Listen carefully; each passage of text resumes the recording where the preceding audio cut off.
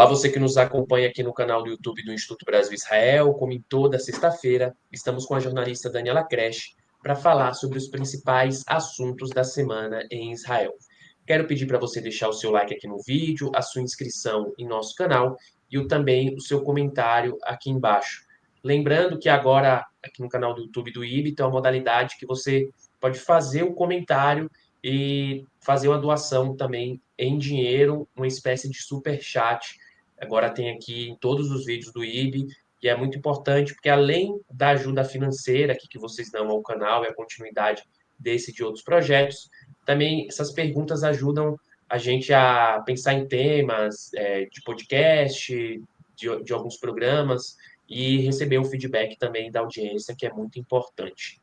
Dani, entrando no primeiro assunto dessa edição do Expresso, um tema que a gente já falou na semana passada, né, mas que agora a gente vai se aprofundar um pouquinho, já com os resultados e com os números aí disponível para a gente, que é a nova era Trump, né? O candidato do Partido Republicano foi eleito, vai disputar aí o segundo mandato na Casa Branca, nos Estados Unidos, contra a candidata democrata Kamala Harris.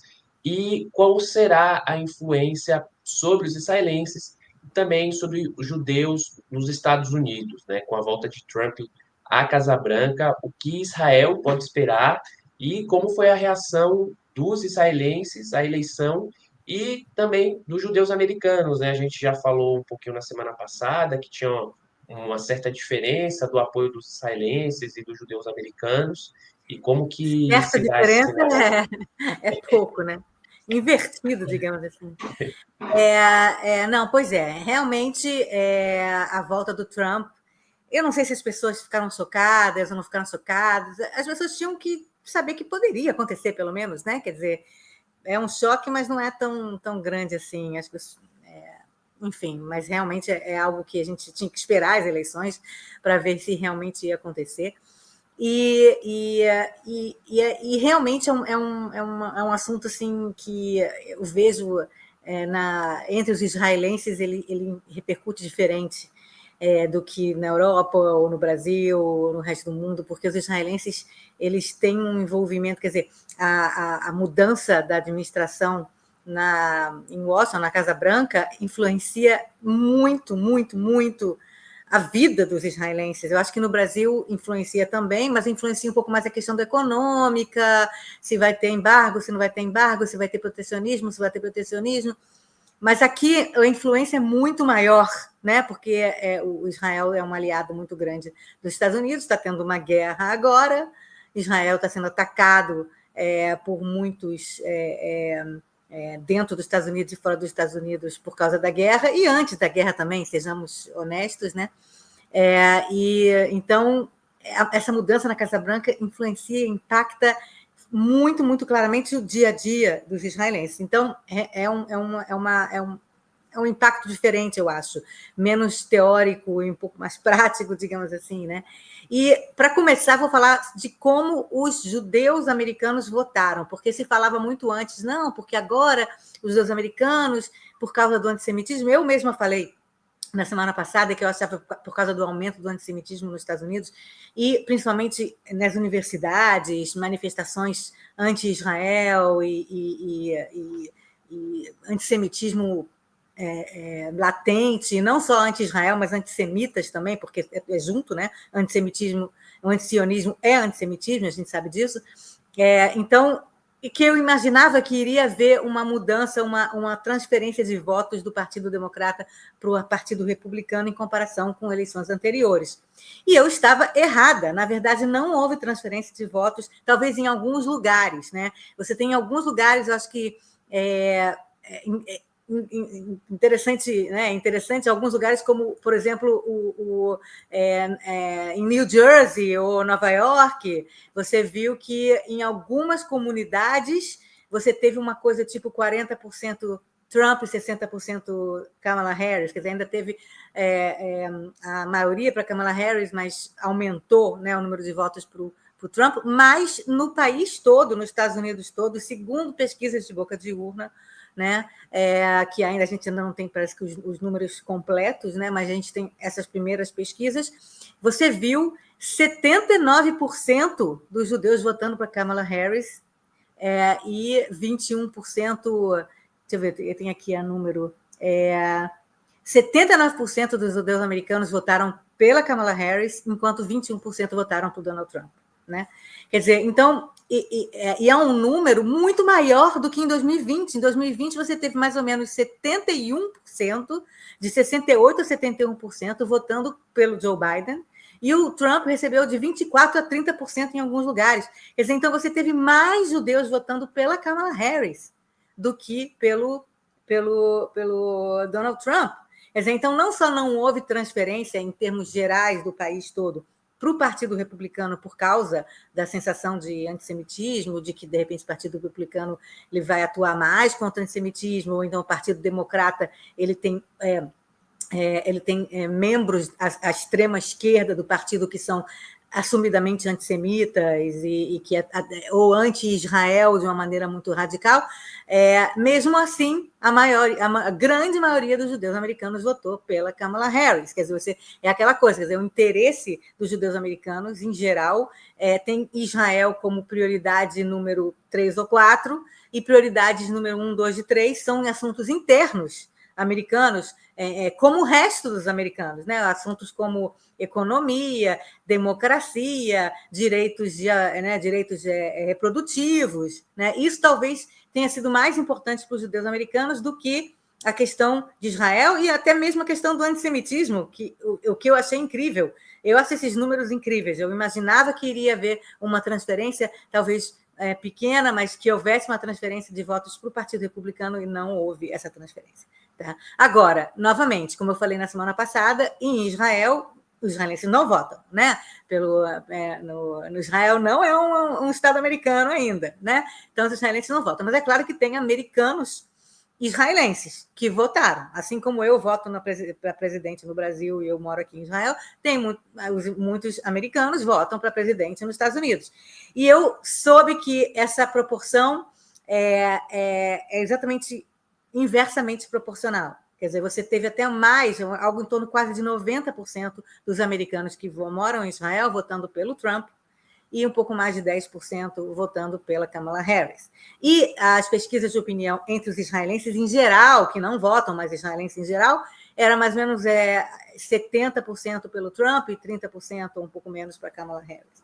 Quer dizer, então, você vê a diferença entre os judeus americanos e os judeus israelenses. Uma diferença que está cada vez aumentando mais, o gap, né? Essa lacuna entre as duas grandes comunidades judaicas no mundo, as duas maiores comunidades judaicas do mundo, os 6 milhões de judeus nos Estados Unidos e os 6,5 milhões de judeus em Israel.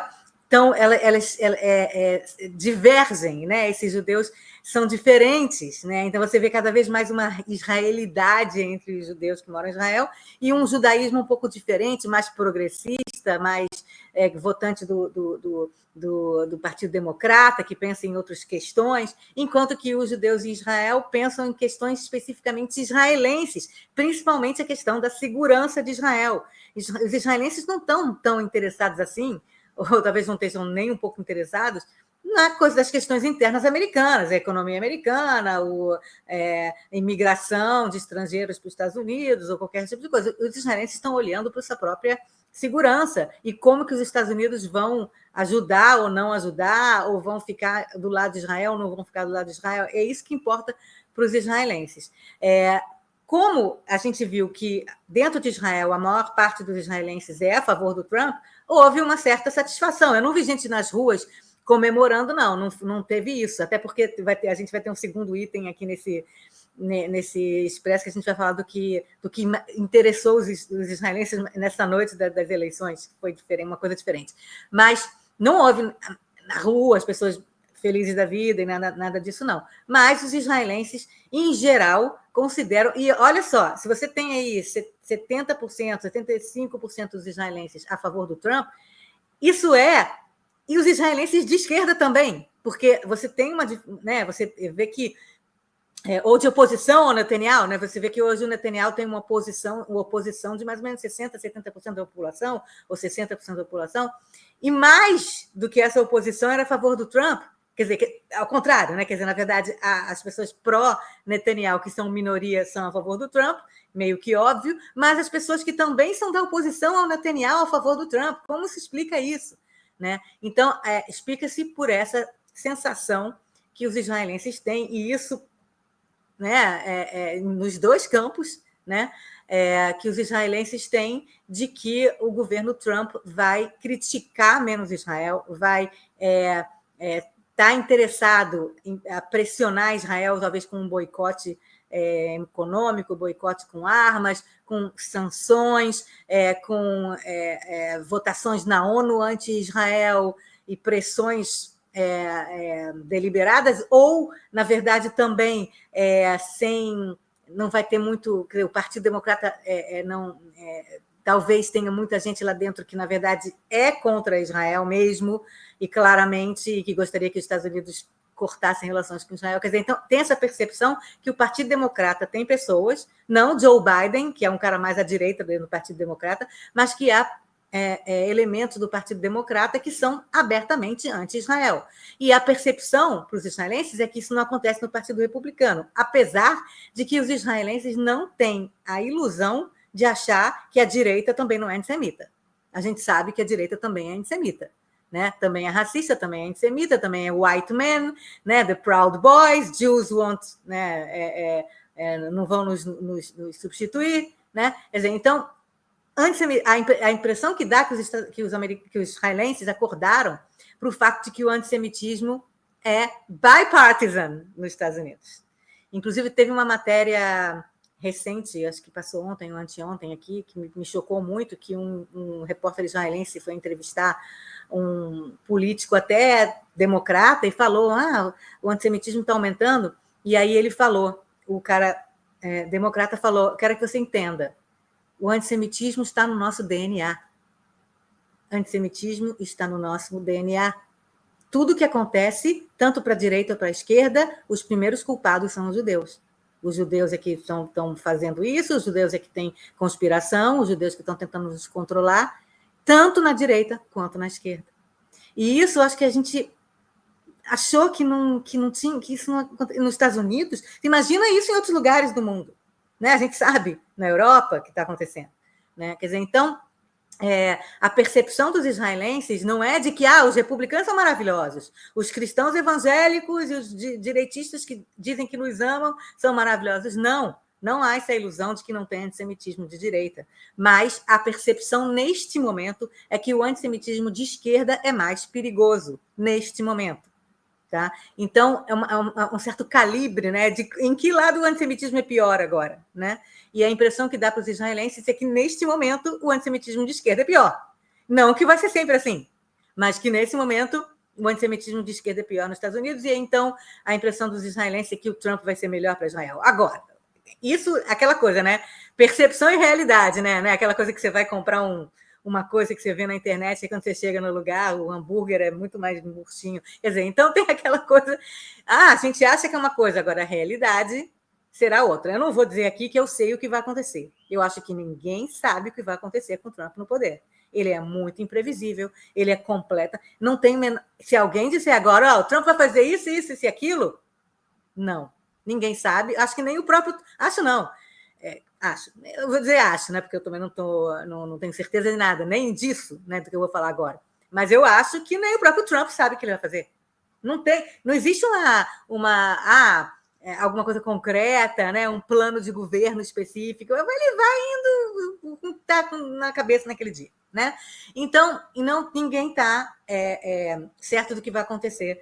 A expectativa, né, aquela coisa, quer dizer, expectativa e realidade. A expectativa é que o Trump vai dar um pouco mais de leeway, né, vai dar um pouco mais de liberdade para o Netanyahu fazer o que ele quer em relação às suas políticas internas, o que mete muito medo em muitos israelenses, daqui a pouco eu vou falar sobre isso, e que ele vai pressionar menos Israel e que vai ser mais ativo juntamente com Israel na questão iraniana. Essa é a expectativa. A expectativa é que o Trump não vai ficar pressionando Israel com embargo de armas, tá? vai dizer, Israel, resolve aí a guerra como você acha que tem que resolver, nós estamos do seu lado. Essa é a expectativa, né? Otimista, né, do pessoal que votou no Trump, que acha que o Trump vai fazer isso. E que o Trump vai, no momento que Israel fala, olha, está na hora da gente, sei lá, atacar as instalações nucleares iranianas porque eles estão prestes a fazer uma bomba nuclear, os americanos vão falar, opa, vamos lá junto com vocês e vamos atacar. Essa é a expectativa. A realidade não se sabe se será essa. Tem muita gente, inclusive do próprio Likud, do próprio direita israelense, que falam, olha, a gente não sabe, pode ser o contrário. Pode ser que o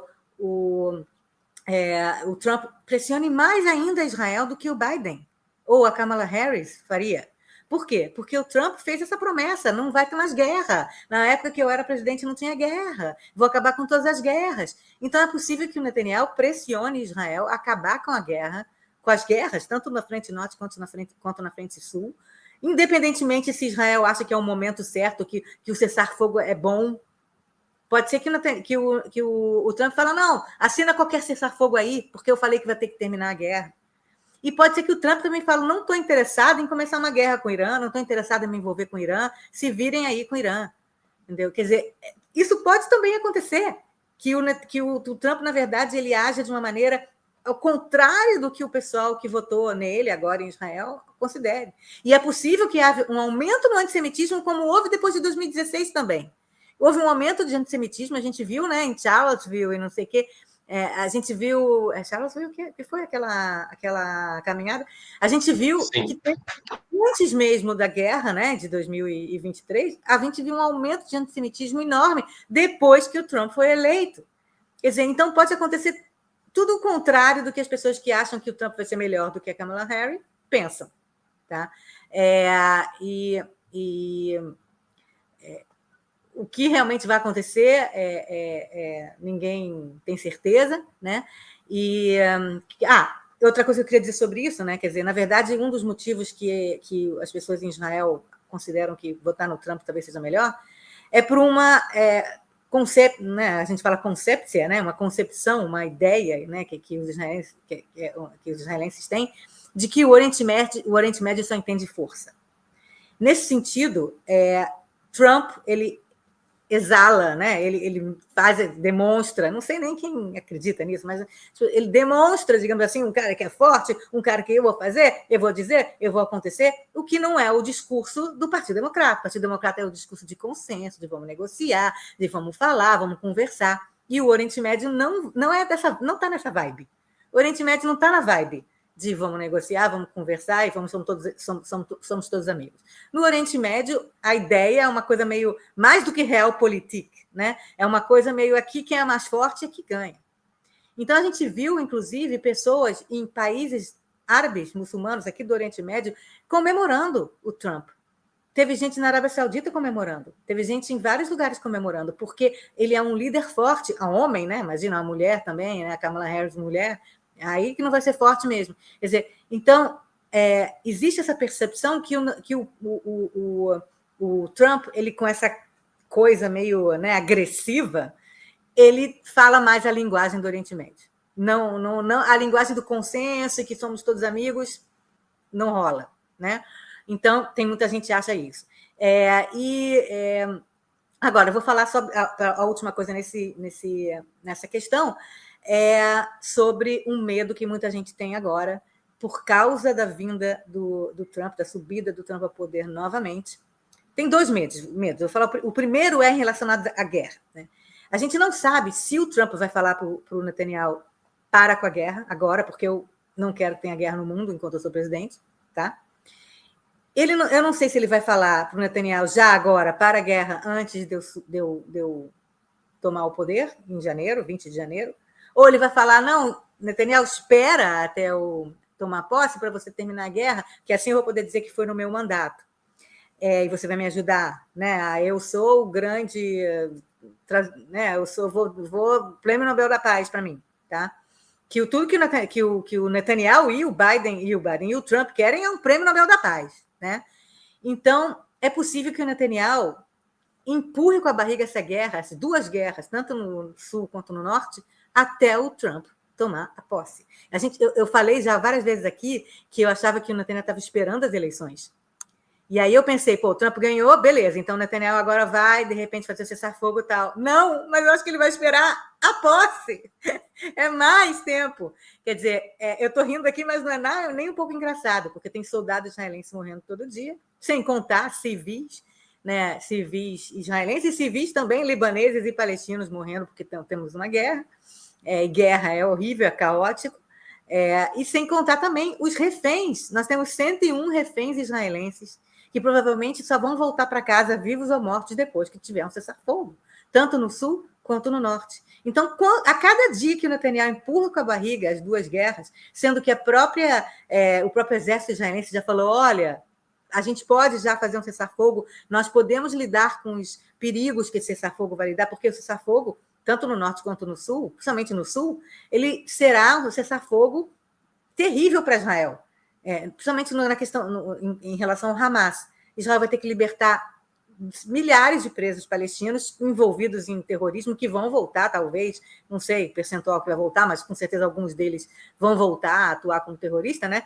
Vista Yahya Sinwar, que foi libertado em 2011 e virou o líder do Hamas, mais fanático messiânico líder do Hamas, que Hamas jamais teve. E sem contar o fato de que Israel talvez tenha que fazer outras concessões, como principalmente deixar o Hamas no poder na faixa de Gaza. E dar dinheiro, deixar o Qatar mandar dinheiro de novo para o Hamas na faixa de Gaza, reconstruir todos os túneis embaixo da terra.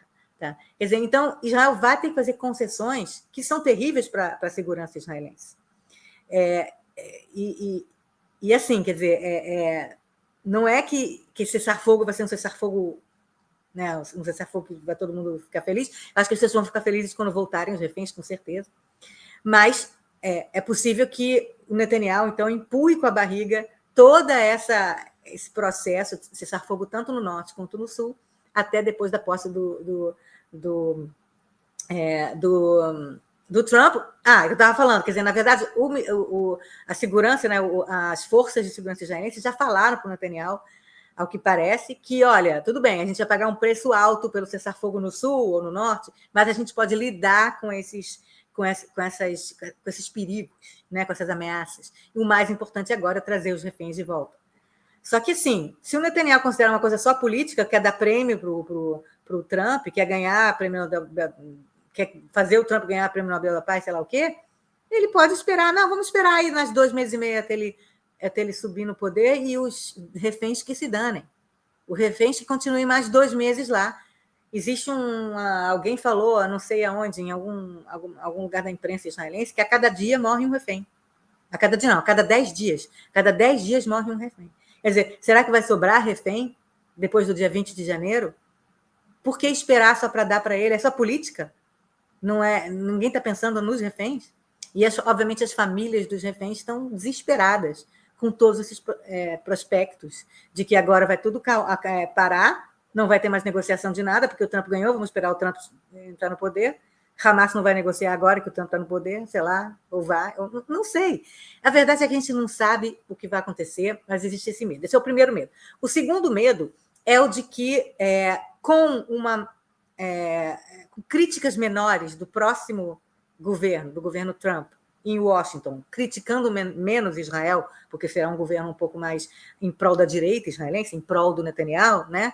É possível que a gente veja a volta da reforma judicial, aquela reforma judicial de 2023, que começou no dia 2 de janeiro de 2023, que levou centenas de milhares de israelenses para as ruas todos os fins de semana, todos os dias da semana, num certo momento, que Israel fez tudo até o dia 6 de outubro, né? Porque aí começou a guerra e a coisa meio que parou, mas a reforma também parou por causa da guerra.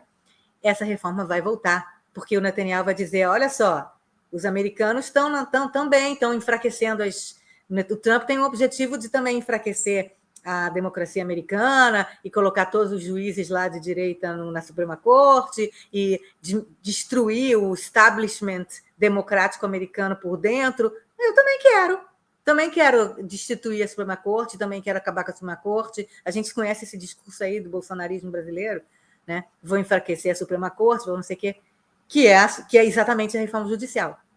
Então, os israelenses estão com muito medo que agora a reforma judicial volte e volte com toda a força depois que o Trump tomar o poder. É um xadrez político muito complexo, né, Dani? Porque você vê o Trump com todas essas posições aí, toda essa relação que ele tem com o Netanyahu, mas ao mesmo tempo muito próximo do Putin, né? Ele até pretende rever aí a ajuda americana em relação ao conflito, né? A guerra na Ucrânia, uma aproximação aí com países, né, e sendo elogiados, países não muito amigáveis aí, não muito próximos de Israel, além de toda essa aliança que ele tem, todo esse apoio de setores supremacistas, né, supremacistas brancos, e aí uma coisa que eu sempre falo quando a gente vai falar sobre setores mais extremistas nos Estados Unidos, que aqui no Brasil a gente tem essa leitura de que o judeu é branco, que não sei o quê, papapá, que nos Estados Unidos não, o judeu não é lido como branco lá, esses setores, né, como a gente viu em Charlottesville em 2017, com vários diversos gritos, frases, cartazes antissemitas ou neonazistas, que encontra eco no Partido Republicano e, ao mesmo tempo, agora, né, dentro do Partido Democrata, a gente também vê esse antissemitismo aí dentro da esquerda, transvestido de antisionismo, né, como eles gostam de dizer, mas a gente vai até falar um pouquinho sobre isso no último João, episódio, né? porque o judeu ele ocupa o lugar do vilão de plantão. Né? Você precisa de um vilão. Então, para a esquerda, o judeu é branco, porque branco é vilão. Para a direita, o judeu não é branco, porque os não brancos é que são maus, e nós brancos é que somos bons. Quer dizer, é impressionante como nenhum dos dois lados percebe essa baboseira que é você escolher uma minoria, e os judeus são minoria, não são nem minorizados, é minoria mesmo, 0,2% da população americana, ou 0,02% da população americana, e falar e colocar como vilão do que quer que seja. Ah, os burgueses e os capitalistas, judeu. Ah, os comunistas, não sei o que, é o judeu também. Quer dizer, qual é? Qual é isso? E é isso há É o bode milhares expiatório, né? bode expiatório já há centenas e há milhares de anos. Os não-judeus não entendem isso. Assim como no Brasil, a gente, né, os americanos, os brasileiros também falam, e você sabe muito bem disso, que aí tem sempre aquela coisa, famílias, né, pretas que tem que ter aquela conversa com o filho, para o filho não reagir aos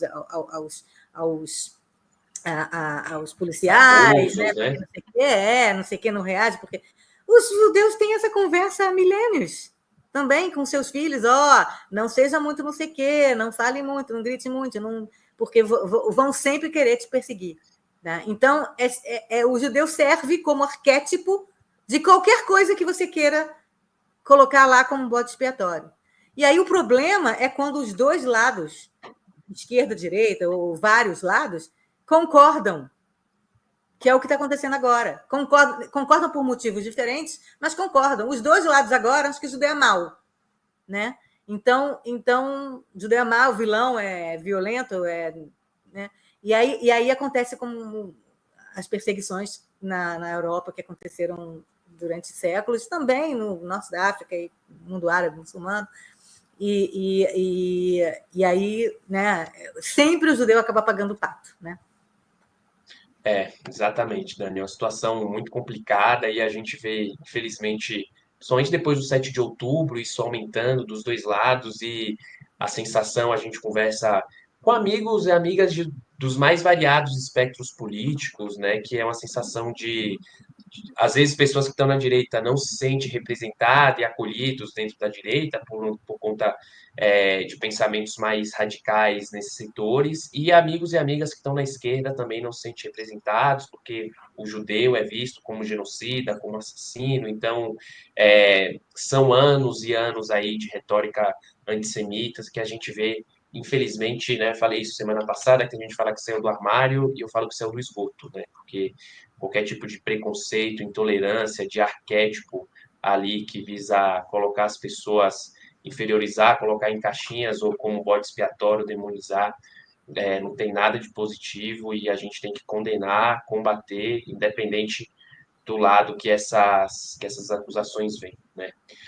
Entrando no segundo assunto dessa edição do Expresso, a gente vai falar de um tema aí que na diáspora acabou sendo pouco falado, né? Acho que foi ofuscado um pouco ali pela situação, pela eleição do Donald Trump nos Estados Unidos, pelo menos os veículos que eu acompanho falaram pouco, que foi a demissão do Yoav Gallant, ministro de Defesa da guerra, digamos assim, né, desse período aí de 7 de outubro até essa semana agora de novembro. E é isso, né, Dani? Enquanto o mundo inteiro só pensava nas eleições americanas, né, o que poderia acontecer ali, no caso de uma reeleição da Kamala ou de uma vitória do Trump, Israel vivia um drama político interno com a demissão do ministro da Defesa em um momento de guerra, né? Israel aí está em diversas frentes, né? Contra o Hezbollah no Líbano, os Houthis no Iêmen, o Hamas na faixa de Gaza. E o que aconteceu para o Yoav Gallant ser demitido? You're fired, né? Eu acho que, na verdade, isso aconteceu na noite das eleições americanas, né? Na noite que começaram até que foi durante o dia, teve as eleições, né? E aí de noite começaram a conta dos votos, a contagem dos votos, e aí foi justamente no momento que aconteceu, 8 horas da noite, que é o momento do Jornal Nacional daqui, dos jornais nacionais daqui, que tem vários, e pegou todo mundo de surpresa. Foi engraçado ver isso, né? Como jornalista eu percebi, né? Porque todos os canais de televisão estavam preparados com aqueles infográficos e não sei o quê, para mostrar os votos aqui, os votos ali, estava todo mundo preparado para isso, e de repente a transmissão mudou completamente para um assunto completamente diferente, né? Provavelmente deve ter frustrado as pessoas que estavam há semanas se preparando para fazer a cobertura do resultado das eleições americanas. Então, o que aconteceu foi que nessa hora, né, 8 horas da noite, veio um comunicado lacônico ao vivo, que todos os canais de televisão leram meio que ao vivo, meio comunicado lacônico, que o primeiro-ministro não só decidiu, como já demitiu o ministro da Defesa, Yoav Gallant.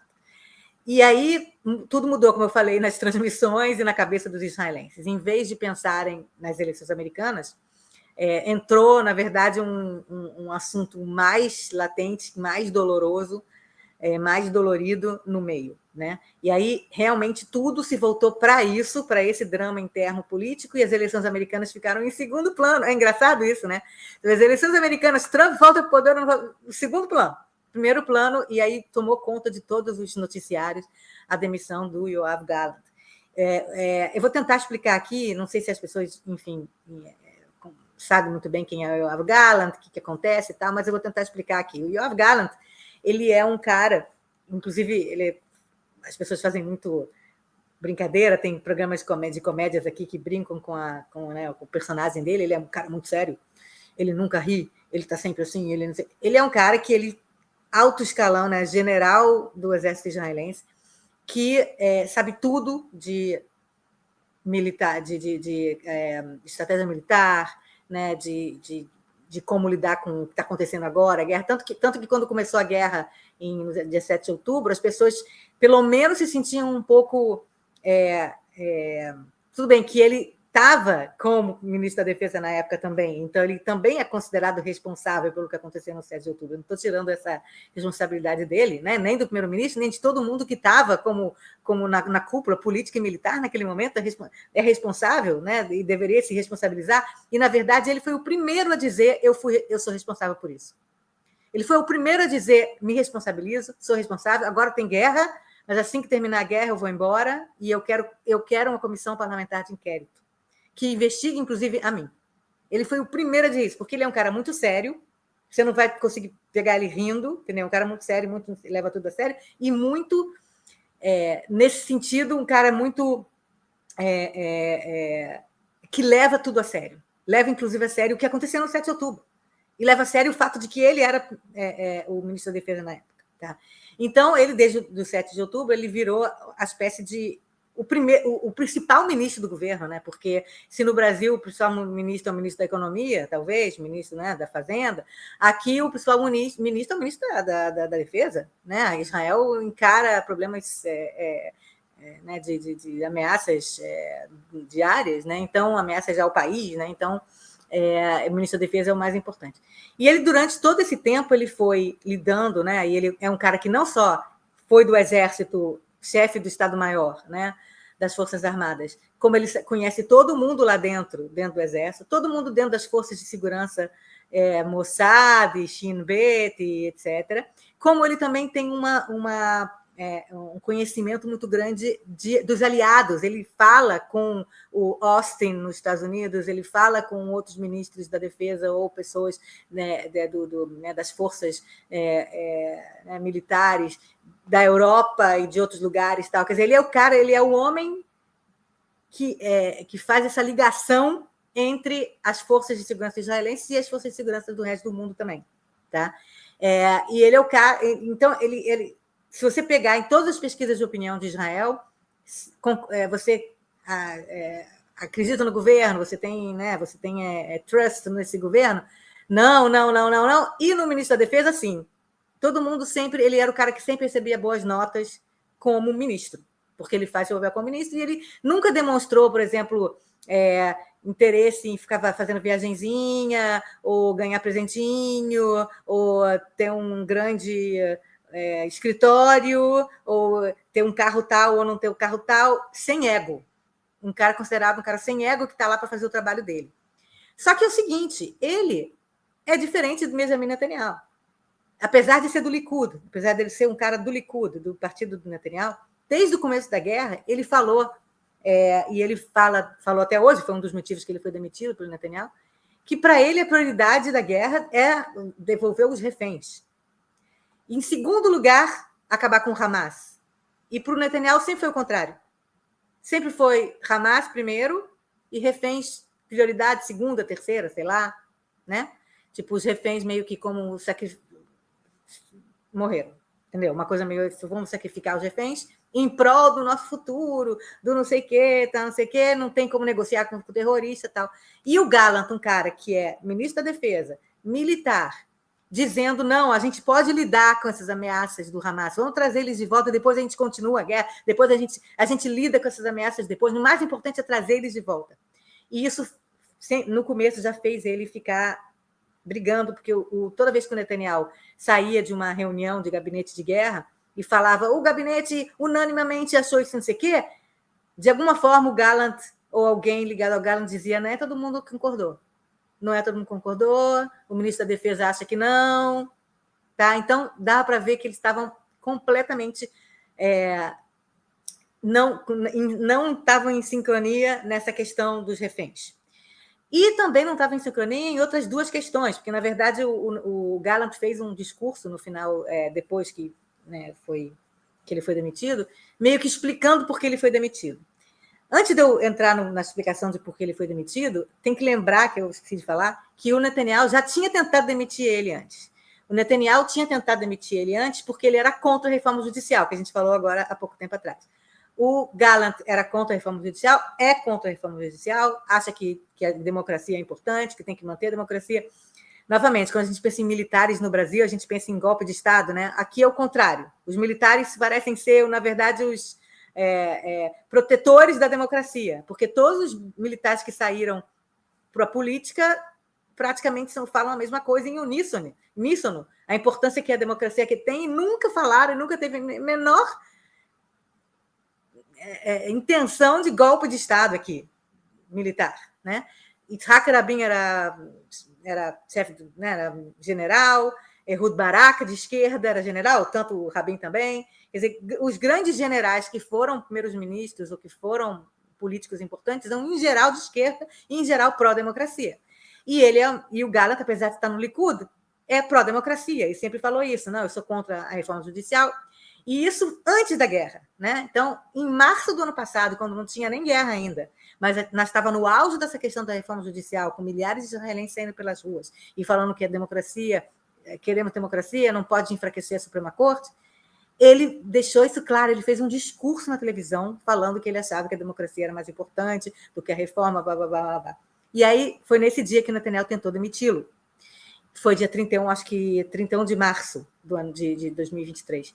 E as pessoas saíram nas ruas, teve manifestações espontâneas nas ruas, de milhares de pessoas, era uma segunda ou terça-feira, no meio da semana, não era nem fim de semana, e as pessoas saíram às ruas para... É conhecido hoje como a Noite Gallant, a Noite do Gallant, entrou na história, porque foram centenas de milhares de pessoas nas ruas contra a demissão do ministro da Defesa, e não, era antes da guerra, tá? E tanto foi tão forte essa manifestação que o Netanyahu botou o rabo entre as pernas e não demitiu o Gallant.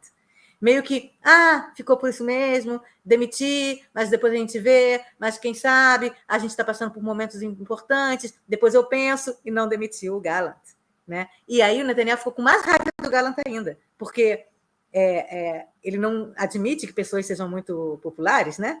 Somente dentro do partido dele, né? Então, ele ficou, na verdade, pé da vida com o fato de que as pessoas foram sair nas ruas por um político que não é ele e, obviamente, por um político que é contra a reforma judicial e ele era a favor. Né? Então, ele ficou, mas desde então a relação entre os dois era péssima.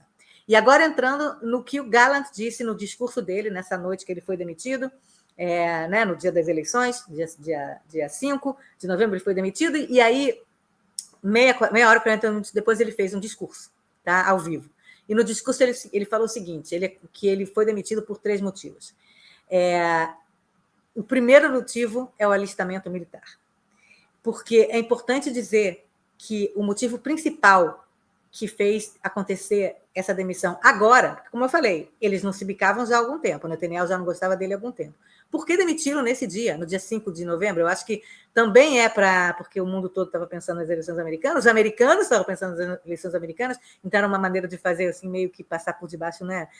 O mundo todo não vai perceber, sei lá, se interessa por isso.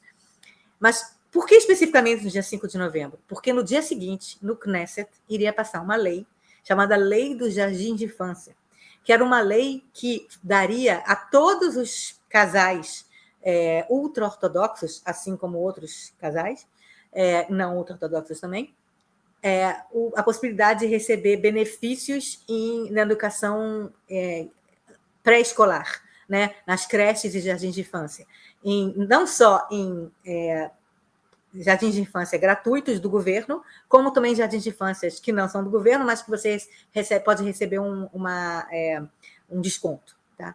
E se você for de uma classe mais baixa, se você ganhar menos do que um X, que é a maior parte dos ultra-ortodoxos, porque o marido, em geral, não trabalha, fica estudando a Torá o dia inteiro, então eles são considerados de classe baixa. Então, essa lei faria com que, mesmo os homens que não se alistassem ao exército, não contaria se o homem está alistado no exército ou não. O que conta é se a mulher tem filhos, e a mulher é de classe baixa, então ela tem direito a isso. Essa lei, ela, na verdade, seria uma maneira de fazer bypassar, né, de fazer um bypass da lei, da falta de lei de alistamento, de não alistamento dos ultra-ortodoxos. Deixa eu ver, está muito complicado, deixa eu tentar explicar. Os ultra-ortodoxos com 18 anos de idade, em geral, não vão para o exército. E isso acontece já há décadas, desde a criação do Estado de Israel, mais ou menos, mas, em geral, não vão para o exército. Porque eles não querem ir para o exército. A maior parte dos judeus israelenses vão para o exército e morrem no exército. A gente vê quase 1.000 soldados morreram nessa guerra, no último ano. Mas os jovens de 18 anos, ultra-ortodoxos, que é uma minoria, né, em Israel, de 11% a 12%, não vão para o exército, não se alistam. E às vezes recebem alistamento, às vezes nem recebem alistamento, depende, né, do passar do tempo, mas não se alistam. E por quê? Quem está vendo aqui pode achar, ouvindo, né, o Expresso pode achar, eles não se alistam porque eles são contra, eles são anti-guerras, eles são pacifistas, eles são religiosos pacifistas, eles não querem matar palestino, eles não querem matar sei lá quem, eles não querem não sei quem, não sei o quê, eles são contra a guerra, eles são a favor de um Estado palestino. Se você pensa tudo isso, quando eu falei que eles não se alistam e não querem se alistar, você não entende nada de Israel. Agora, a explicação de por que eles não querem se alistar. Não tem nada a ver com isso que você está pensando, e eu vejo muitas vezes algumas pessoas em redes sociais falando essa besteirada de que os ultra-ortodoxos eles não se alistam porque eles são pacifistas. Não é nada disso. Eles não se alistam porque eles não acreditam na importância do exército. eles não acreditam que um exército vai fazer mais diferença do que as orações deles, tá? Que eles orando, na verdade, Deus é que vai, né, que vai salvar os israelenses, mas é mais do que isso.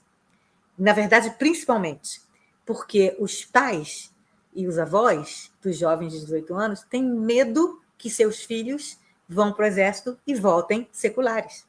E depois de 3 anos servindo no exército, não vão mais ser ultra-ortodoxos. Por quê? Porque foram para o exército, entraram em contato com um montão de gente, conheceram israelenses de vários tipos, saíram da bolha. E aí eles vão ter contato com música, têm contato com mulheres, têm contato com cultura, têm contatos com outros tipos, né, com seculares que não honram o Shabat, né, que fazem outras coisas, e eles, de repente, vão talvez comer alguma coisa errada, que não é kasher, eles vão, de repente, começar a ter ideias, eles vão entrar na internet, eles vão entrar no computador, eles vão entrar no celular, e eles vão começar a ter ideias de que o mundo não é só a bolha de ser ultra-ortodoxo. Porque o ultra-ortodoxo, né, quer dizer, esse mundo ultra-ortodoxo ele é muito limitado. Né? Limitado nesse sentido, o sentido de que fica numa bolha, você estuda a Torá, né, a Bíblia, né, a Bíblia judaica, o Velho Testamento, o dia todo, e é isso que você, como pessoa, como homem, as mulheres não, as mulheres podem trabalhar. Eis o que vocês, como homem, têm que fazer da sua vida. Estudar a Torá muito, porque Deus mandou. Tá? Eu estou sendo aqui bastante direta e falando de uma maneira assim, bastante, talvez, preconceituosa até. E eu confesso que eu estou falando de uma maneira preconceituosa, porque eu quero falar rápido e explicar o que acontece. Eu sei que tem muitas nuances, eu sei que não é todo mundo que pensa assim, eu sei que tem vários tipos de ultra-ortodoxos ou de judeus religiosos, né? Não estou falando aqui de judeus nacionalistas religiosos, judeus religiosos, tem vários, tem um espectro enorme aqui, é que nem espectro autista, sabe? É um espectro enorme de como você ser judeu, né? O que é ser judeu, como você ser judeu, como você mostrar o seu judaísmo ou não, né? Você pode ser ateu, ou você pode ser ultra-ortodoxo, completa. Quer dizer, tem judeu aqui, judeu não é só religião, judeu é uma cultura, judeu é uma povo, etnia, né? Judeu é tudo isso e mais, e cada um tem uma explicação diferente para o que é ser judeu, tá? Mas, nesse caso, os ultra-ortodoxos, eles têm medo, e eles falam abertamente, não queremos que nossos filhos de 18 anos vão para o exército, porque eles vão voltar não ultra-ortodoxos. Eles vão voltar seculares. Eles não vão nem voltar para a casa dos pais mais. Eles vão agora sair para beber em Tel Aviv, que de repente alguém vai descobrir que é gay, ou de repente alguém vai descobrir que não acredita em Deus, ou de repente alguém vai descobrir que comer carne de porco não é tão ruim assim, alguém vai descobrir que Deus não vai matar você se acender a luz no Shabat.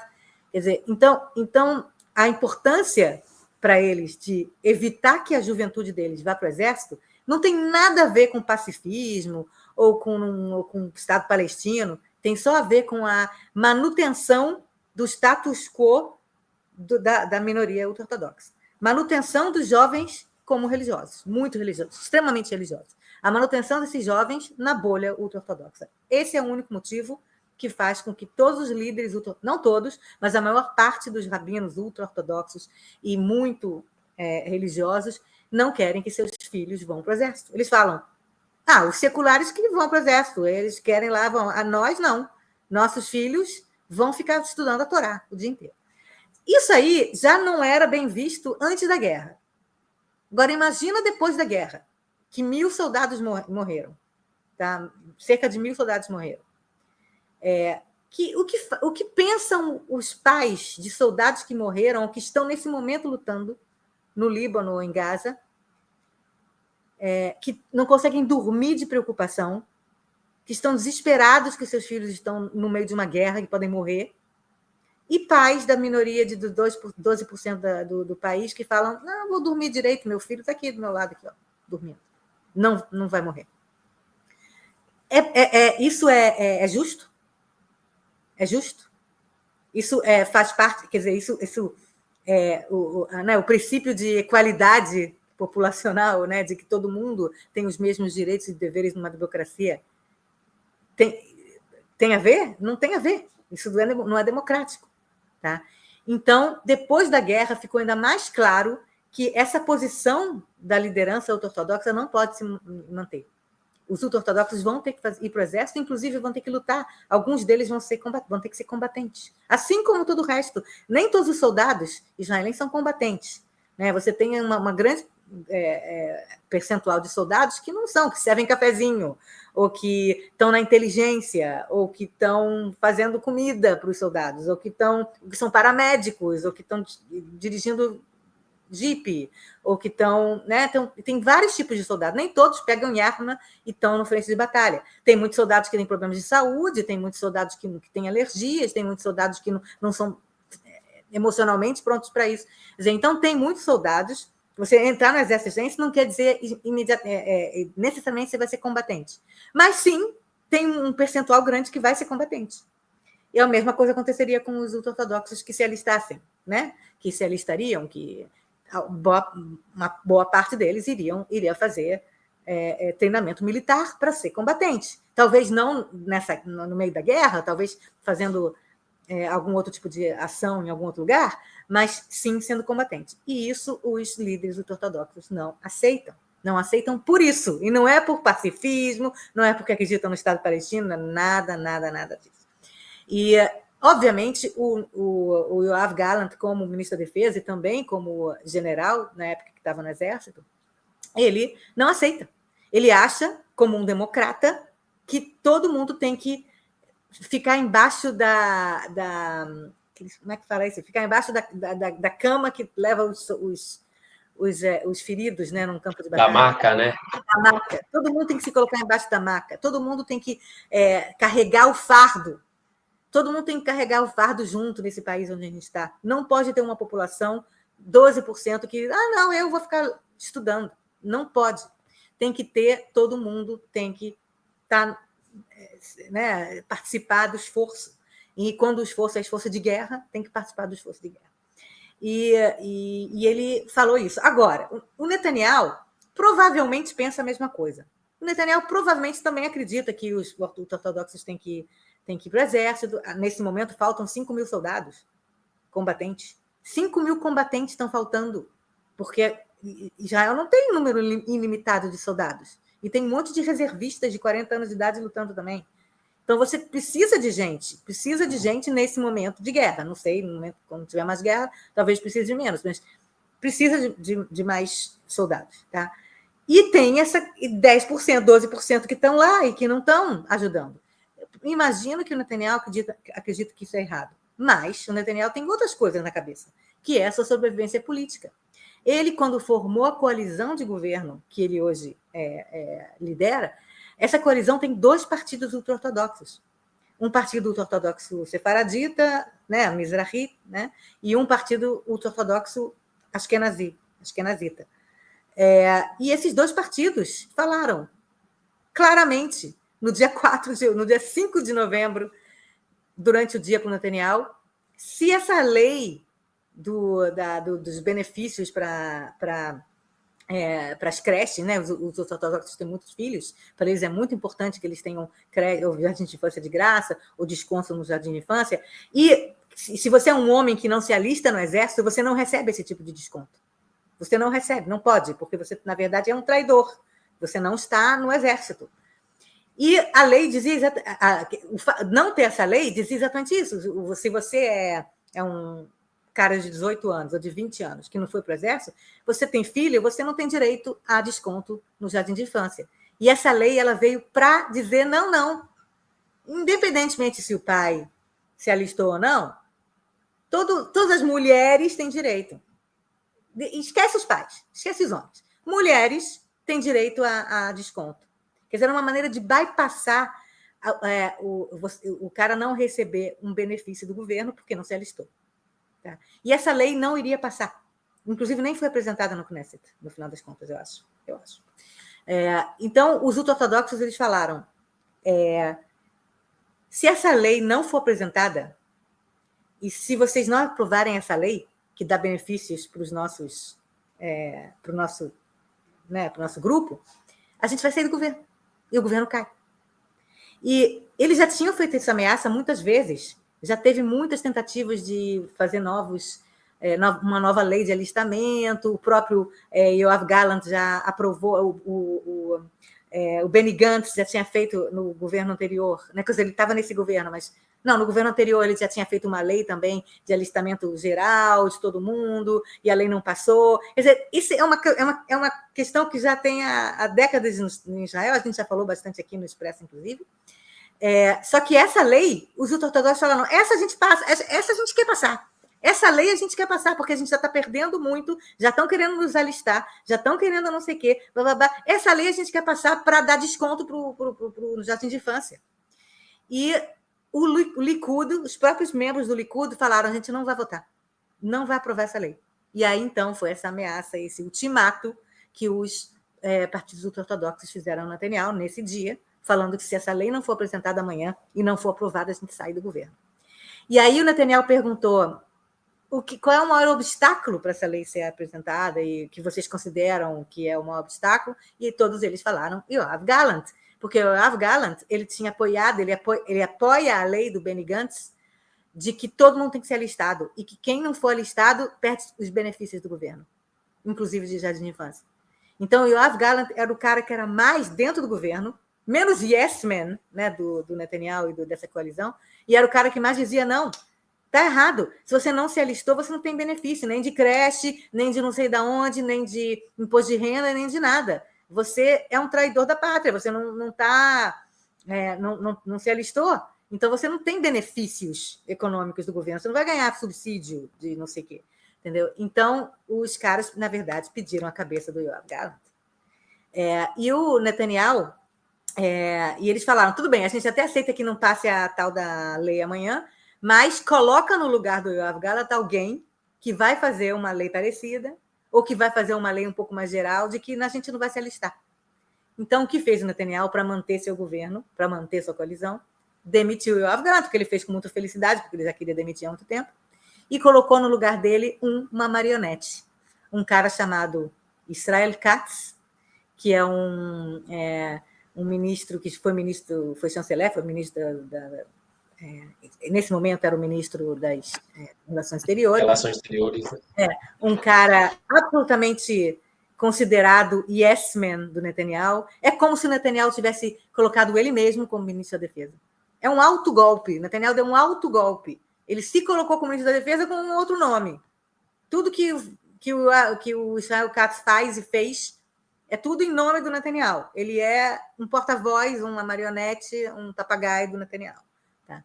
Então, ele botou o Israel Katz, que, para piorar a situação, além de ser um papagaio, além de ser um cara que vai fazer tudo que o Netanyahu quer, inclusive fazer lei de alistamento militar contra, né, que ele vai deixar os ortodoxos sem se alistar. Além disso, ele é um civil que não entende nada de estratégia militar. Nada. Você vai colocar um cara como esse, que foi ministro dos transportes, ministro das relações exteriores, tá bom. Mas um cara como esse, que não está no meião da coisa militar, estratégica, não entende, né, os processos, o que tem que fazer, o que não tem que fazer, tem que desenvolver, tem que deploy essa unidade, esse batalhão, tem que fazer aquilo com aquele batalhão, e os aviões, e os não sei o que, não sei o que. É um cara que não tem nenhuma ligação com o establishment de segurança americana, europeia, nunca falou com o secretário de defesa americano. Aí coloca esse cara no meio de guerras. Israel está enfrentando guerras em diversas frentes de batalha. No meio de uma guerra, você tira um cara que é absolutamente o melhor nome em Israel hoje em dia para comandar essa guerra, para colocar um yes man que nem militar é. E eu não estou dizendo que civil não pode ser ministro da Defesa. Já tivemos civis como ministro da Defesa, teve o... Ai, esqueci o nome dele, que foi do Partido Trabalhista, que inventou o Domo de Ferro. Meu Deus, terrível. Escreve aí embaixo se você lembra o nome dele. Cara muito importante, muito líder, foi líder do Partido Trabalhista, muito importante, que é civil. Quer dizer, você já teve civis no Ministério da Defesa. Não é isso. Mas é um civil que está lá como marionete, no meio de uma guerra. Quer dizer, tem outros nomes dentro da coalizão que poderia Avi Dichter, outros nomes que poderiam, que saíram da caserna. Você vai colocar um cara que, sei lá quanto tempo vai demorar para ele entender o que vai ouvir numa reunião, entendeu? E aí colocar ele e como o yes man do Netanyahu. Quer dizer, então, esse é o primeiro assunto. O Gallant falou, volta um pouquinho atrás. Então, o Gallant, no discurso dele, falou, primeiro motivo que o Netanyahu quis me tirar foi essa questão do alistamento militar dos ultra-ortodoxos.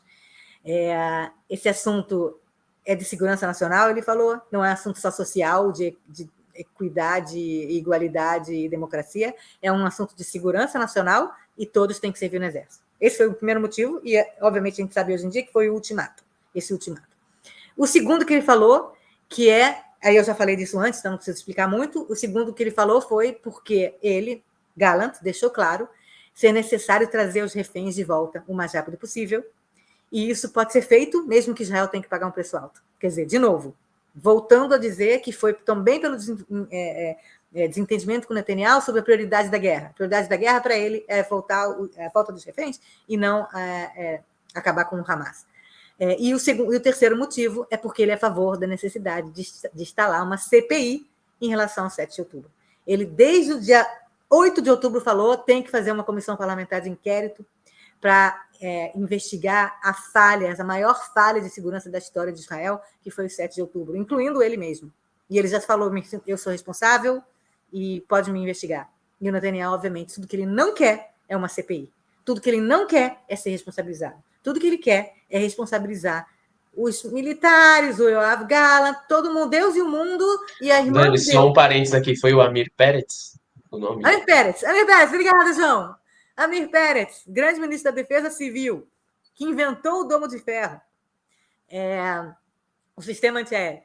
O Amir Peretz, que um dia estava fazendo aquela, né, ele não estava no norte de Israel, deram para ele um binóculo e ele ficou fingindo que estava vendo, o binóculo estava fechado. Maravilha. Mas o Amir Peretz, enfim, foi um bom ministro da Defesa Civil. Ninguém está dizendo que não pode ser civil, mas no meio de uma guerra, né? Enfim, então a terceira coisa foi essa questão da CPI.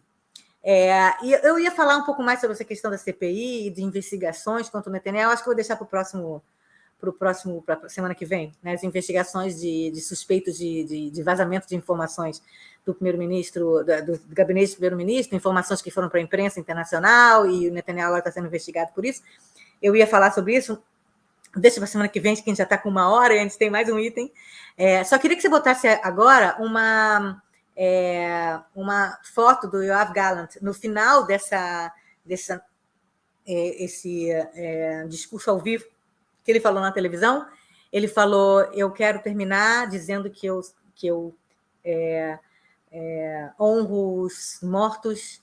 Ele falou assim: eu quero terminar dizendo que eu vou honrar os mortos na guerra, os reféns, todo mundo que está sofrendo, e eu quero... Como é que fala isso em português? Fazer isso? Como é que fala isso, esse gesto militar? Esqueci, sim, em hebraico. Mas ele falou... Bater continência. Bater continência. Então, eu vou bater continência para as pessoas que estão lutando, que morreram, que são reféns. E aí ele fez assim e ficou quieto. Ficou um tempão assim e terminou a coisa. Isso, para os israelenses, é a coisa mais emocionante possível. Um general batendo continência para mortos, para gente que morreu, gente que foi soldados e civis e sequestrados, gente que... os mais de 10 mil soldados que foram feridos nessa guerra e que perderam membros e que não sei o que. Então, e você vê a cara dele, que é uma cara séria, mas meio entristecida. Tá? Esse é o Yoav Gallant. E, obviamente, logo em seguida saíram manifestações nas ruas. Novamente teve uma Noite Gallant 2, tá? Saíram as pessoas nas ruas, mas, como a gente está, primeiro, no meio de uma guerra, não foi que nem da outra vez, porque muita gente tem medo de sair na rua agora. Tem medo de sair manifestações nas ruas. Tem fotos aí. Muita gente tem medo de sair em manifestações, de deixar os filhos em casa, pode ter ataque aéreo. Hoje, eu tive que entrar aqui no meu bunker da minha casa por 10 minutos, porque volta e meia tem ataque aéreo do Líbano, do Hamas, continua tendo todo dia. 80, se você mora no norte, então você nem consegue sair de casa, você consegue, porque pode pegar um ataque no meio da estrada. Outro dia morreu um cara dentro do carro dele, caiu uma bomba no carro dele. Quer dizer, então, muita gente não está querendo ir nem do sul, nem do norte, para participar das manifestações, e também a polícia meio que fechou, não deixou as pessoas chegarem.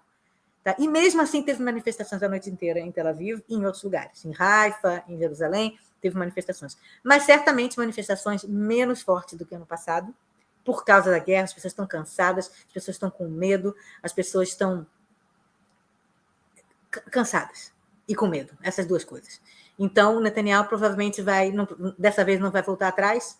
Dessa vez não, quer dizer, provavelmente não, com certeza o Israel Katz já tomou posse como ministro da Defesa, e é isso. E os israelenses estão, inclusive israelenses de direita, que confiavam no Gallant, que viam nesse cara como um cara que eles confiam que é um cara que vai lidar com a guerra de maneira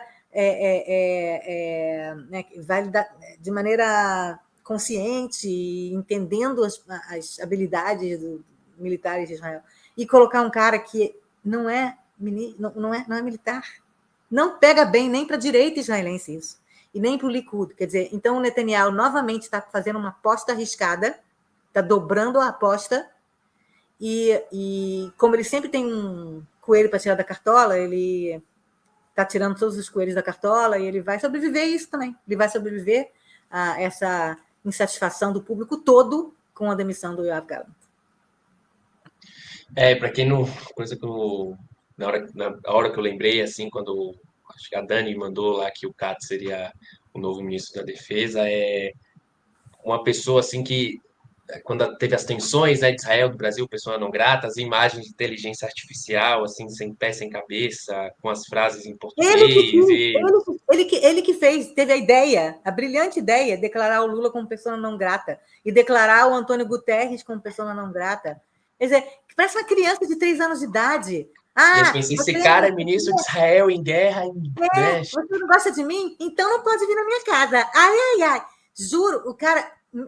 Eu não posso dizer, porque eu não tenho como... Eu posso dizer que pessoas que eu conheço, que trabalham ou que têm contato com a chancelaria israelense, ficaram absolutamente chocadas com a maneira de cara de, sei lá, 60 anos de idade, parece ter uma criança em idade escolar fazendo tantrum, sabe? Então, essa coisa de declarar o Lula pessoa não grata, declarar o Guterres pessoa não grata, ficar fazendo postzinho ridículo com inteligência artificial, postzinhos boboca, entendeu? Esse é o Israel Katz. Esse vai ser o ministro da Defesa. Já é o ministro A da gente Defesa. vai. E o Gideon Sar, ministro de Relações Exteriores, né? E o Guidon Sar, ministro das Relações Exteriores, é outro assunto que a gente pode falar também na semana que vem, sobre como que ele chegou a esse ponto. O cara que prometeu que nunca mais iria ir do Likud, nunca mais iria fazer nada com o Netanyahu. Odeio o Netanyahu, e não sei o quê. E não sei... Entrou no governo e agora é chanceler do Netanyahu. É o cara que as pessoas estão aqui chocadas e tirando do arquivo um montão de coisas que o Guidon Sar falou nos últimos 2, 3 anos, dizendo que eu odeio Netanyahu, que nunca na vida vai fazer parte do governo Netanyahu, e que não sei quem, não sei o quê, tirando isso do arquivo para mostrar o quão hipócrita esse cara é. E eu não sei qual será o futuro político desse cara, porque ele é considerado assim um bobão hipócrita, depois de tantas vezes. Quer dizer, de novo, isso mostra que os israelenses, imagino em alguns lugares do mundo também, aumenta a falta de confiança do público no político. Quer dizer, os políticos podem falar qualquer coisa agora, 2 anos depois fazem exatamente o contrário do que eles falaram, ou 2 meses depois, e fica por isso mesmo. Quer dizer, nunca vou fazer aquilo. Aí 2 meses depois faz aquilo que falou que nunca vai fazer, e dane-se. Político Então, é político em qualquer lugar, né, Dani? É bizarro. Igual o candidato aqui que falou: não vou aumentar o preço da passagem no debate. Aí a primeira coisa foi lá e aumentou. Não vou fazer coligação com e da fica por esquerda ou isso com da mesmo, direita. parece. Ele parece que tudo bem e que passa, entendeu? E deixa para lá. Tipo assim, depois reclamam que o público não confia no governo e o público não confia nos políticos. Né? Está explicado. Então, o Guidon Sar era um cara que eu tinha uma certa admiração, apesar de ser um cara bem de direita, mas eu tinha uma certa admiração porque ele era um cara de direita, assim como o Gallant, democrata e não sei o quê, e brigava com o Netanyahu justamente nessas questões. O cara tem a pachorra de entrar nesse governo, salvar o Netanyahu, salvar o governo Netanyahu e ainda aceitar ser chanceler. E pior, provavelmente ele vai não se incomodar com a lei que o Israel Katz vai fazer de não alistamento militar para os ultra-ortodoxos, e ele vai votar em favor, sendo que ele sempre falou, nos últimos anos, que ele é a favor do alistamento, dos ultra-ortodoxos, que absurdo, tá, não sei o quê. Ele vai ser o cara que vai, quer dizer, ele tirar do obstáculo do Yoav Gallant nesse governo, ele vai ser o cara que vai colocar o carimbo em mais uma lei de não alistamento militar dos ultra-ortodoxos. A gente vai seguir falando disso na semana que vem, também falar um pouco na próxima semana, né, sobre o vazamento dos documentos lá, aprofundar, e acompanha a gente aqui no IB, textos no site provavelmente entrarão aí falando sobre o tema, no Instagram também vai sair provavelmente nessa semana um raio-x de quem é quem na dança de cadeiras israelenses, e a gente fala desse assunto na semana que vem. Entrando no último assunto dessa edição do Expresso, é um assunto muito triste que a gente já folheou aqui um pouquinho, né, nos tópicos anteriores. É um acontecimento na Holanda, na noite de ontem, aconteceu pela Liga Europa, né, que é uma das competições realizada pela UEFA, assim como a Champions League e a Europa League.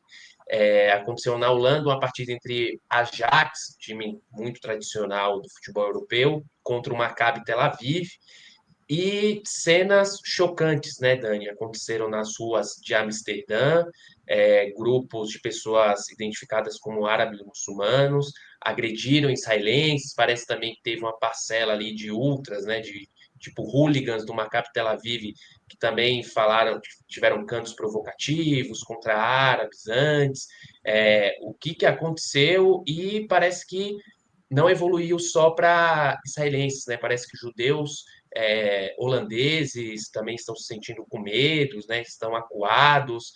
O que aconteceu em Amsterdã na última noite? Bom, como isso foi uma coisa que aconteceu nas últimas horas, eu não tenho todas as informações, vou ser um pouco breve aqui sobre isso, mas o importante disso é mostrar. O importante, por que eu quis falar disso aqui? Porque não aconteceu em Israel, né? Apesar de ter acontecido com israelenses. O que eu queria dizer é que os israelenses têm pânico, estão com pânico de ir para a Europa. Pânico de ir para a Europa.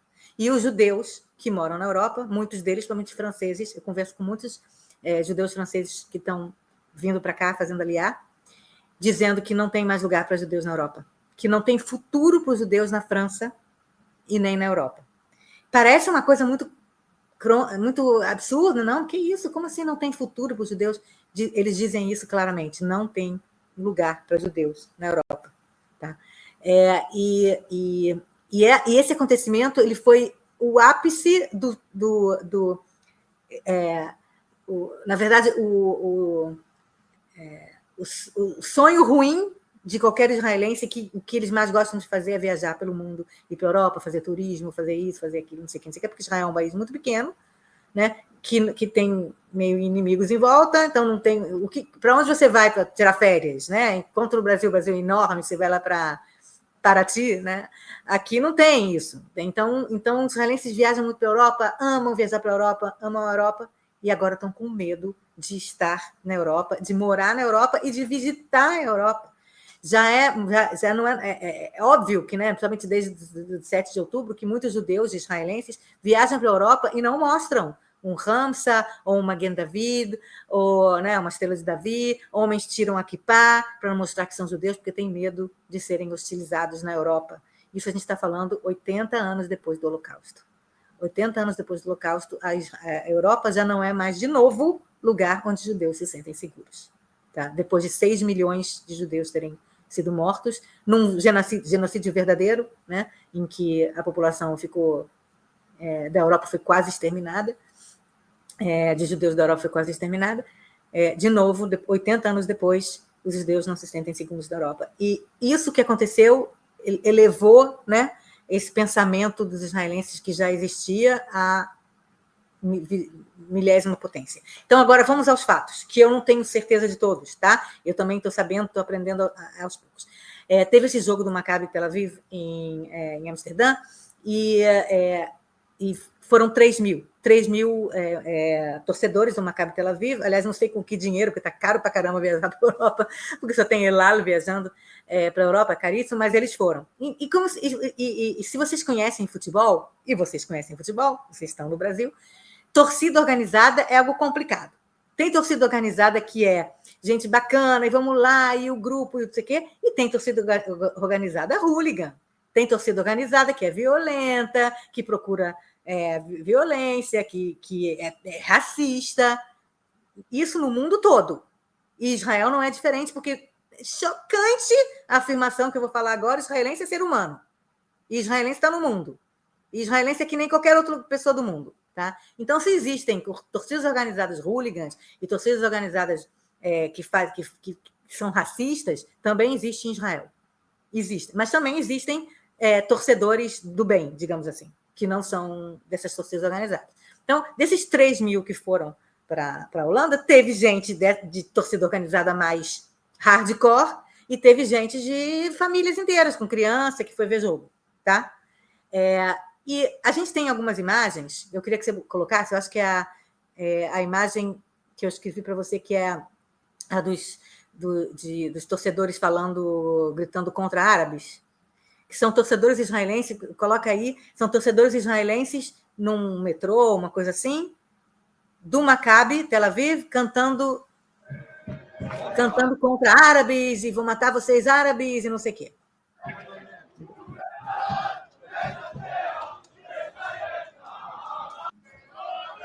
A gente vai acabar com esses árabes, e a gente vai, não sei o quê,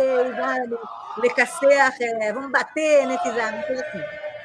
Olele, olalá, coisa, né? Não, eu estou botando isso aqui para ninguém dizer depois que eu estou achando que os israelenses são só vítimas, tá? Você tem aí uma torcida organizada, um montão de homem barbudo, tá? Que gritou: vamos acabar com esses árabes e vão não sei quem, não sei quem, não sei quem, ok? Não legal. Ruim, com certeza. Tá? E tem informações também de que teve alguns que tiraram bandeiras palestinas que estavam em algum lugar da cidade, tal, não sei o quê. Ok? Dito isso, para ninguém dizer que eu estou... Né, as informações são de que grupos enormes, vários grupos, e foi uma questão organizada, que se organizaram por Telegram, inclusive usando motoristas de Uber, que são, na maioria, árabes, em Amsterdã. Houve uma convocação para que fossem para o campo, né, onde estava acontecendo, né, para o estádio, e que esperassem os judeus ou os israelenses saíssem e batessem neles. Tá? Independentemente se foi desses caras que cantaram isso, se não foram, não sei o quê, se era criança, se não era criança, bater, procurar judeu e bater. E não é na israelense, não, procurar judeu e bater. Tá? Porque, obviamente, alguns torcedores eram judeus também, não eram nem israelenses. Né? Então, eu queria mostrar algumas imagens, eu mandei algumas imagens para você, queria que você botasse as imagens mostrando a perseguição que alguns grupos violentos de árabes em Amsterdã perseguindo os judeus e batendo os judeus no meio da rua. Tá?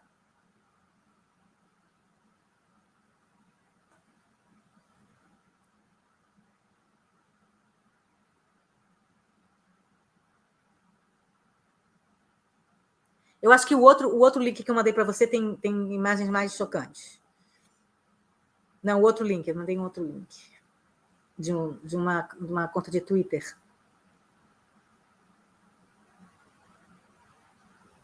Essa está sem som aqui do Times, né? Tem... aqui.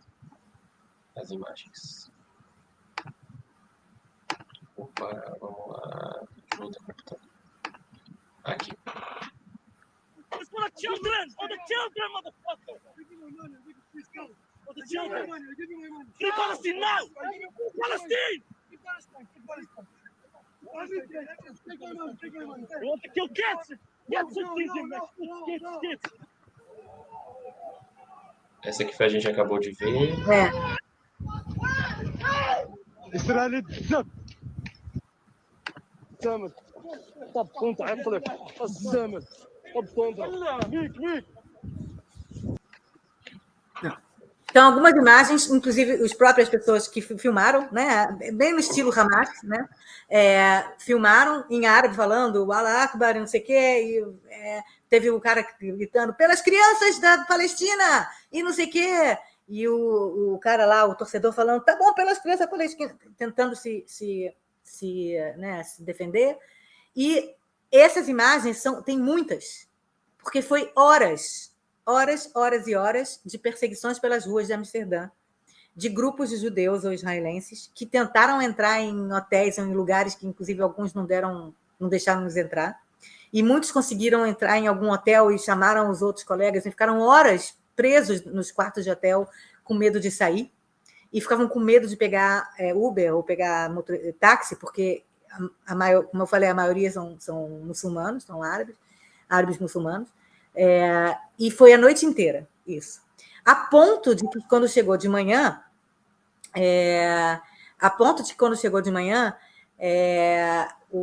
o governo entrou, né? Entrou a chancelaria israelense preocupada com o que está acontecendo, porque tem feridos, obviamente, e tinha algumas pessoas que não estavam conseguindo responder por telefone, então ficaram com medo que algumas pessoas tinham morrido, tá, não sei o quê. E a chancelaria de manhã, a ponto de que emitiu uma nota para essas pessoas vão para o aeroporto.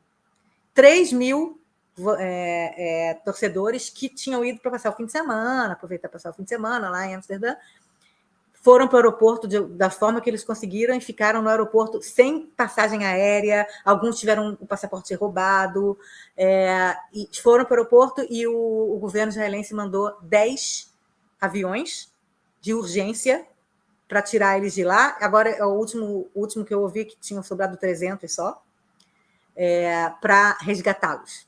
Tá? Quer dizer, então foi uma coisa generalizada, organizada, e já tinha tido casos parecidos de grupos de árabes perseguindo grupos de israelenses judeus, ou quem eles identificavam como israelenses judeus no meio da rua, no dia anterior, na noite anterior. Então, não foi só por causa dos cantos, do que os idiotas dos hooligans israelenses estão cantando e tirar a bandeira palestina, não foi por causa disso. Já havia uma organização anterior, que era uma organização que já estava sendo planejada por causa do jogo, quer dizer, ia ter o jogo, então eles já estavam se organizando. Como é que a gente sabe disso? O Conselho de Segurança Nacional israelense já estava vendo, né, o que podia acontecer, já tinha informações de que isso poderia acontecer, e tinha saído uma nota do dia 2, quer dizer, a gente está hoje no dia 8, foi isso acontecer no dia 7, então, 5 dias antes já tinha uma nota do Conselho de Segurança Nacional dizendo cuidado com o jogo em Amsterdã, pode acontecer isso, pode acontecer aquilo. Quer dizer, então, não foi porque os hooligans israelenses, idiotas, cantaram os árabes, não foi por isso, e se alguém disser que é por isso e contar essa narrativa ridícula de que foi que os israelenses que começaram, é ridículo, porque já havia informações e notas do Conselho de Segurança Nacional 5 dias antes de que isso poderia acontecer. E aqui as pessoas estão preocupadas e estão chateadas com o fato de que isso não foi mostrado tão a público, essa nota, esse comunicado do Conselho de Segurança Nacional, falando, olha, pode acontecer isso no dia 7, parece que não foi comunicado, acabou não sendo muito divulgado, e famílias com crianças foram, e sem ter isso na cabeça, que isso poderia acontecer. E o Conselho de Segurança Nacional, então, visto isso, já publicou, e hoje, aí já está saindo em todos os jornais e TVs e redes sociais, não sei o quê, para israelenses judeus não irem no jogo do Maccabi Tel Aviv hoje em Bolonha, porque tem um outro jogo, eu não sei se é seleção. Eu acho que é um amistoso. Basquete, basquete, Europa League, é basquete. É basquete, que o Maccabi é mais forte até no basquete, né? O Maccabi perdeu, inclusive, de 5-0 do Ajax, esse jogo de ontem. Quer dizer, então, hoje vai ter o jogo de basquete do Maccabi Tel Aviv em Bolonha, e o Conselho de Segurança Nacional israelense falou, não vá. Se você for, esconde qualquer símbolo judaico. Quer dizer, você tem que esconder seu símbolo, você tem que esconder que você é judeu para poder andar na Europa hoje em dia e não ser assediado, ou baterem em você, ou correrem atrás de você, ou assediar você, ou gritar contra você. Tá? Então, o que aconteceu na verdade, ele é um símbolo do que está acontecendo na Europa nesse momento. E não é por provocação dos israelenses, não. Aí você pode dizer, não, é porque tem guerra. Israel matou não sei quantos mil, não sei o quê. A guerra é em Israel também. A guerra não é só em Gaza, no Líbano. Só hoje tiveram 100 ataques do Líbano contra Israel. Foram mais de 13 mil mísseis, foguetes e drones contra Israel no último ano, do Líbano, sem contar, mas milhares, obviamente, da faixa de Gaza, e outros centenas do Irã, do Iêmen, do Iraque, da Síria. A guerra não é só nesses lugares que aparecem na televisão. A guerra também é aqui em Israel. E realmente tem menos israelenses que morrem. Realmente. Por muitos motivos. Os israelenses se defendem melhor, construíram bunkers, as pessoas entram em bunker quando tem ataque aéreo. E, infelizmente, as lideranças palestinas e do Hezbollah libaneses decidiram, em vez de construir bunker, construir míssil para atacar Israel. Né? E o bunker é só para os comandos e para os terroristas se esconderem, não para a população civil, essas que fiquem a Deus dará. Então, a Europa se tornou um lugar muito, muito, muito perigoso para os judeus 80 anos depois, e a gente vai vai marcar, acho que amanhã, os 86 anos da Noite de Cristais, do Kristallnacht, que aconteceu em toda a Alemanha e na Áustria, em 1938, em que judeus foram perseguidos por várias cidades da Alemanha e da Áustria e também da Tchecoslováquia na época, foram perseguidos e as janelas foram quebradas e as pessoas, parece que houve algo em torno de 100 mortos e 5 mil suicídios depois dessa noite terrível chamada de Noite dos Cristais, que foi antes da Segunda Guerra, antes né, do começo do Holocausto. Isso a gente vai falar, quer dizer, então, as pessoas estão chamando de pogromo, que aconteceu na Holanda, estão chamando de Noite de Cristais 2, o que aconteceu na Holanda, que pode ser, eu acho que um exagero, mas mostra o temor que os israelenses têm agora, e os judeus que moram na Europa têm agora de ser judeu na Europa. E, para terminar, eu queria botar um tweet da Débora Lipstadt, que é enviada especial dos Estados Unidos para monitoramento e combate ao antissemitismo, em que ela escreveu, em relação a esses acontecimentos na Holanda, ela escreveu o seguinte: estou horrorizada pelos ataques desta noite em Amsterdã, que lembram terrivelmente um pogrom clássico. Também estou profundamente perturbada com a duração dos ataques relatados e peço ao governo que conduza uma investigação completa sobre a intervenção das forças de segurança e sobre como esses ataques desprezíveis aconteceram.